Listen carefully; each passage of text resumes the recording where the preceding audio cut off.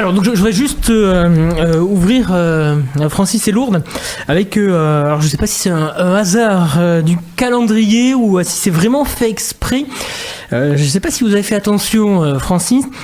Donc on est le 2 décembre aujourd'hui.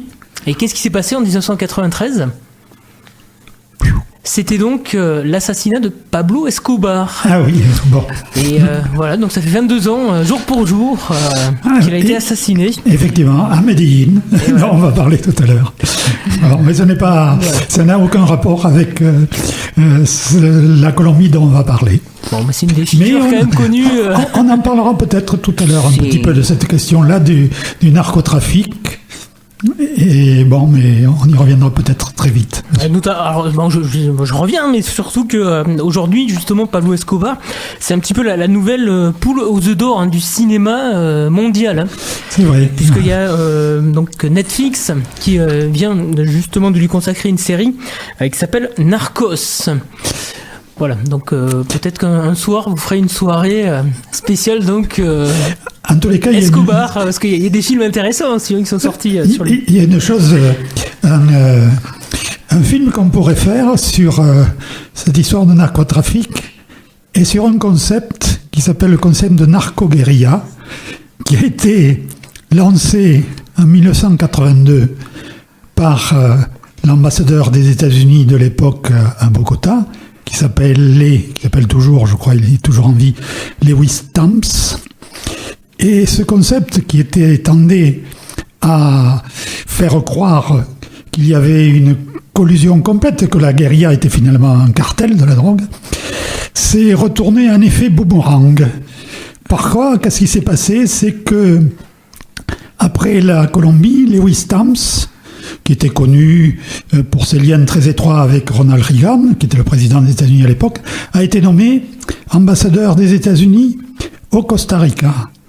Et là, brusquement, c'est, je crois, le New York Times qui a révélé le fameux scandale Iran-Contra Gate. C'est-à-dire que des gens du Pentagone, le colonel Oliver North, l'amiral Poindexter, le général Abrams, violaient les lois américaines qui avaient interdit la vente d'armes, qui avaient mis l'embargo sur la vente d'armes à l'Iran, vendaient des armes à l'Iran. Pourquoi ? Pour financer la Contra nicaraguayenne, c'est celle qui s'opposait aux sandinistes au Nicaragua. Mais ce qu'on en a appris après les révélations du New York Times est allé plus loin, a fait encore plus de scandales.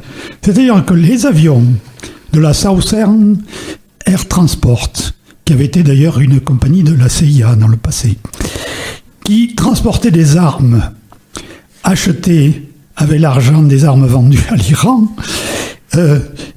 pour les livrer à la Contra nicaraguayenne qui se trouvait, non, bien sûr, pas au Nicaragua, mais au Costa Rica, ne repartaient pas, après les avoir livrés, ils ne repartaient pas à vide. Ils repartaient avec, au vu et au su d'Oliver North, mais aussi de l'ambassadeur des États-Unis au Costa Rica, ils repartaient chargés de cocaïne. L'ennui, c'est que l'ambassadeur des États-Unis au Costa Rica, qui était au courant de ce trafic, c'était l'homme qui avait parlé de narco-guérilla. C'était Lewis Stamps. Ce drôle d'effet boomerang qui lui est revenu dans la figure. Comme quoi, il ne faut jamais s'avancer sans preuve, et surtout quand on est soi-même un trafiquant de drogue.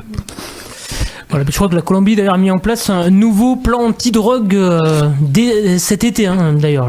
C'est exact, mais les plans anti-drogue, comme le disait Evo Morales dans le truc, ont surtout servi à ses intérêts géopolitiques, beaucoup plus qu'au trafic de drogue, qui est toujours aussi